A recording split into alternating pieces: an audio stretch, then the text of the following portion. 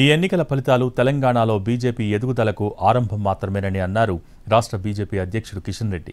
BRS తమ ఉనికిని కోల్పోయిందని అన్నారాయన. రాష్ట్రంలో బీజేపీ రాజకీయ ప్రత్యామ్నాయంగా మారిందన్నారు. గత అసెంబ్లీ ఎన్నికల్లో 8 సీట్లు గెలిచామని, ఇప్పుడు 8 ఎంపీ స్థానాల్లో విజయం సాధించామని అన్నారు. వచ్చే అసెంబ్లీ ఎన్నికల్లో 88 సీట్లు గెలుస్తామన్నారు కిషన్ రెడ్డి. పార్టీకి అండగా నిలబడ్డము ఈరోజు తెలంగాణలో ప్రారంభమైందని చెప్పి మాట్లాడుతాము.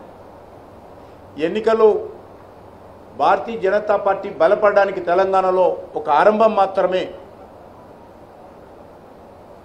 ఈరోజు తెలంగాణలో భవిష్యత్తు భారతీయ జనతా పార్టీదే అనేటువంటి విశ్వాసం ఈరోజు అన్ని వర్గాల ప్రజల్లో, విద్యావంతులు, మేధావులు, కవులు, కళాకారులు కూడా వ్యక్తం చేస్తూ ఉన్నారు.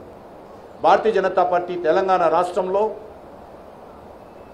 ఒక ప్రత్యామ్నాయ శక్తిగా ఎదగడం కోసము పూర్తి స్థాయిలో మేము పనిచేస్తామని ఈ సందర్భంగా మనవిస్తున్నాం.